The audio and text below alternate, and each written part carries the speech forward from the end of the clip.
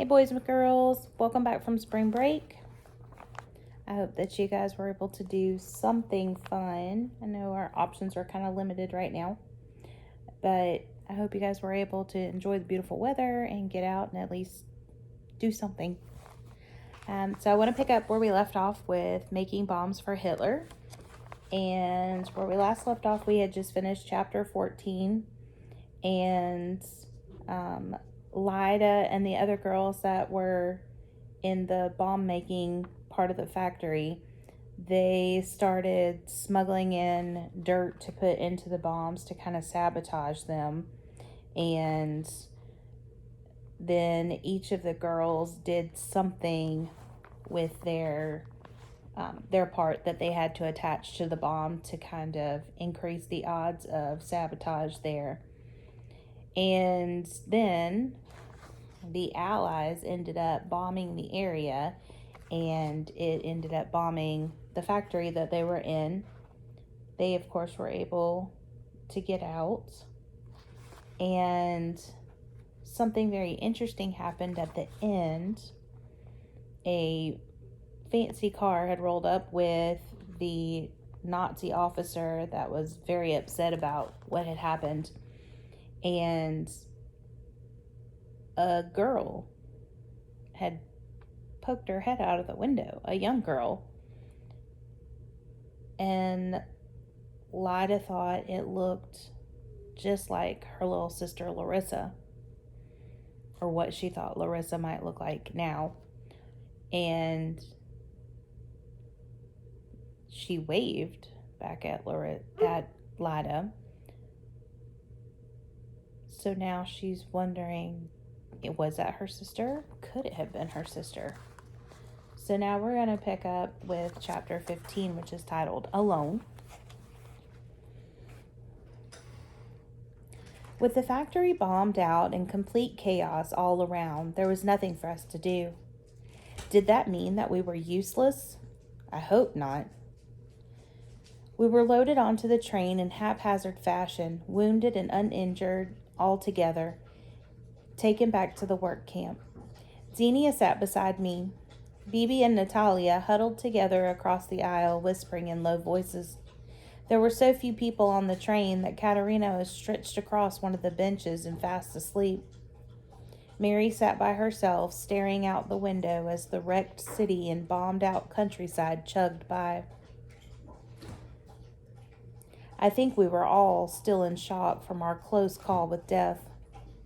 My mind was spinning with the image of that blonde girl. Could it have been Larissa? Was my mind playing tricks on me? If it was Larissa, at least she was alive. But alive and living as a Nazi? It would be better for her to be dead. I was confused and exhausted, hungry and sad. I closed my eyes and rested my head on Xenia's shoulder. A deafening double bang jolted me awake. The train shuddered to a screeching halt. My eyes flew open. Katerina fell off her bench with a thud. For long moments, nothing else happened, but then the compartment filled with billowing smoke. Another bomb? Had we been hit? I ran to the door and pulled on the handle, but it was bolted from the outside. I pounded on it, shouting, "Let us out! Let us out!" A young boy in civilian clothes, but with a Hitler Youth armband, ran up to our door. He stretched up his hand, but he was too short to reach the bolt. Smoke enveloped us. I watched out the window as he pulled himself up the ridges on the door as if he were climbing a tree. He unlatched the bolt, then jumped back down to the ground, running to the next car and opening the door the same way. I pushed our door open and fresh air rushed in. Xenia helped Katerina up off the floor, and we all tumbled out, stumbling and tripping in our haste to get away from the train as quickly as we could. I looked up and down the tracks and saw many gaunt and weary slaves, frightened and tired, some still bleeding, being ordered about by boys who didn't seem much older than I was. It was complete chaos. The 6 of us stood in a cluster, not knowing what to do. "I'm not sticking around," said Mary.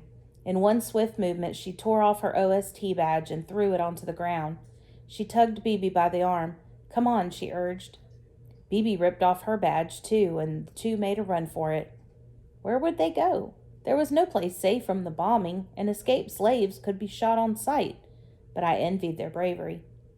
I turned to Xenia. Should we go too? She had a terrified look in her eyes. I don't know what we should do. In our relatively new blue flannel dresses, we looked less like slave laborers than many of the others, but our scraggly hair and gaunt appearance was a clear giveaway. We were close enough to the camp that we could see the guardhouses. Natalia looked from Xenia to me. I'm not standing around here, she said. That train could explode any time now. She looped her hand through the crook of Katerina's elbow, and they began to slowly walk in the direction of the camp. Katerina limping with her sprained ankle. I followed them. Xenia followed me. Walking with slippery shoes in the winter is difficult, so I kept my eyes to the ground and tried to avoid the slicks of ice. The four of us were just one link of a chain of people slowly making their way back to the work camp, the smoking train at our side. We were past the engine car. I paused for a brief moment to stare. The way the bomb had smashed into it made it look like a toy train that a willful child had stomped into bits. Flames licked along the sides and black oily smoke filled the air in a tall spiral above it. I covered my mouth and hurried on. Natalia was right. The whole thing could explode at any moment. With each shivering step I took, I thought of that pampered girl who looked like my sister. When we finally reached the camp entrance, I felt like a walking block of ice. It was mid-afternoon and still light out, but the camp was brighter than daylight. It took me a moment to realize that flames dotted numerous points in the camp. A bomb had hit here too? Julie ran to our struggling group as we passed the gates. You're safe, she cried. I can hardly believe it. She wrapped one arm around me and another around Xenia. The camp was bombed as well? I asked. Julie nodded. Your barracks was demolished. Thank goodness it was empty at the time. What else was hit? The laundry, said Julie. Inge is dead. I felt a lurch of sadness in my heart. Inge had sometimes been kind. The officers' mess was also hit, said Julie, but none of the officers were killed. Terrible as it may sound, deep down I wish that the mess would have been hit during mealtime. It would have given me great satisfaction if at least some officers had died while they were stuffing their faces. As we walked past the flaming mass of wood that had been the officers' canteen, a slave dashed out of the burning building, his hair smoking and a bundle cradled in his arms. I heard the crack of a rifle shot.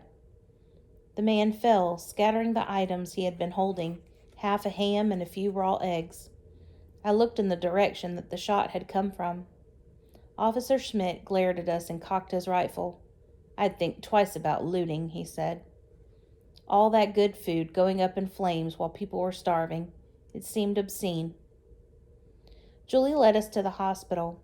I'm going to give you first aid myself, she said. The doctor and nurses have fled. She ushered us into a room that was so crowded with wounded laborers that there was barely room on the floor for us to sit, but I was thankful nonetheless. All those people meant the room was warm. Julie brought over a basin of water and a bottle of disinfectant.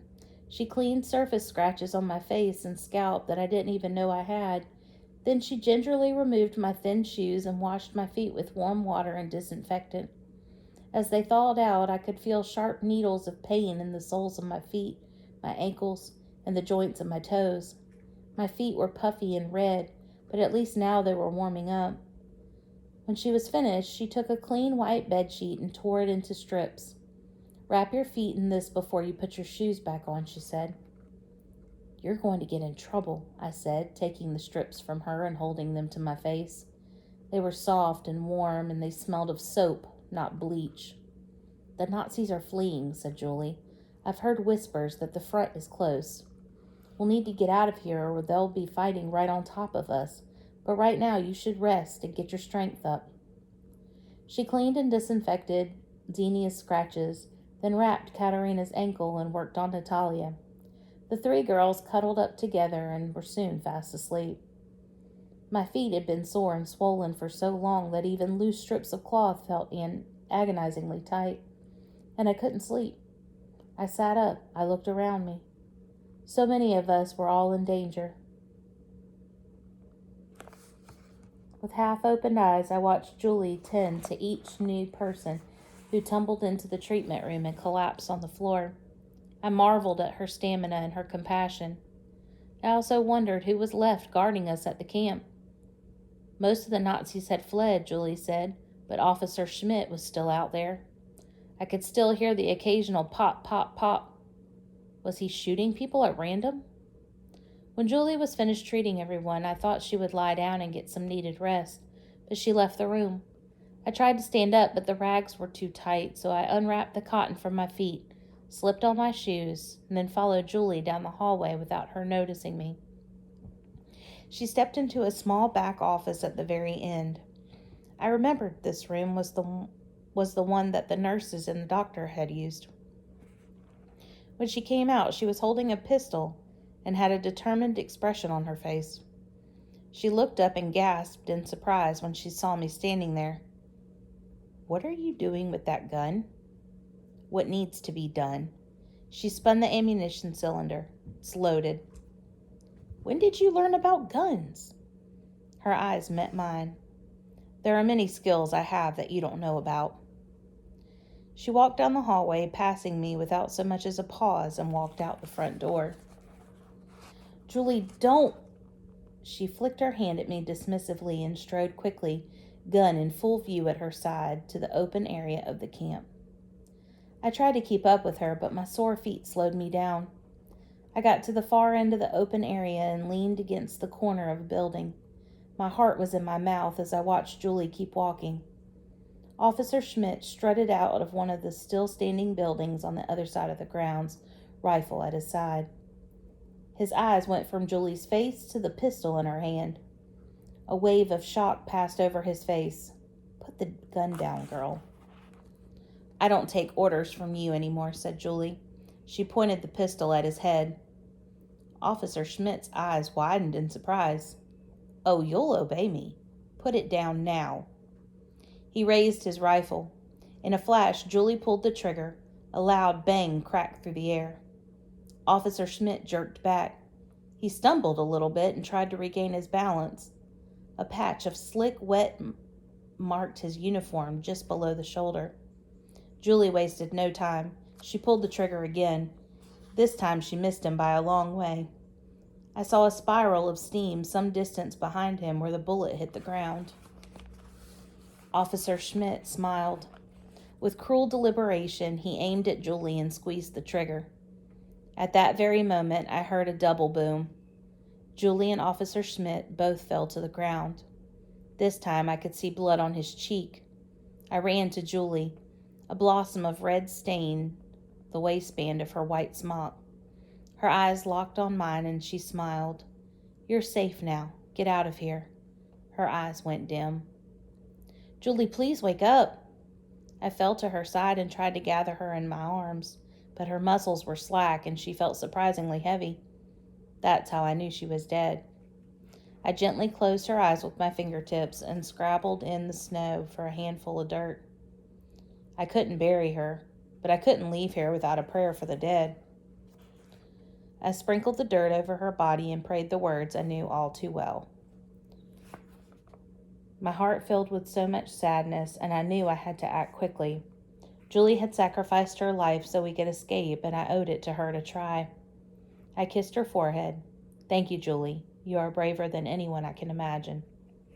I got up onto my feet and stumbled back to the hospital as quickly as I could, dark thoughts weighing me down. On the day that I discovered that my real sister might now be a Nazi, I had lost Julie, the sister of my heart. I opened the hospital door and stepped into the corridor, the warmth enveloping me like a blanket. I heard alarmed murmuring from the treatment room. Julie was no longer there to help the wounded. I would escape, but first I needed to help any that I could. And Xenia, would she escape with me? What about Katerina and Natalia? I had to find out. I stepped into the treatment room. Over to that side, said a boy wearing a Hitler Youth armband, holding a rifle that dwarfed him. He pointed the barrel right at me. So we'll see what happens there with Lyda and whether or not the girls are able to escape. Sad chapter. So tomorrow we'll pick up with chapter 16. Till then.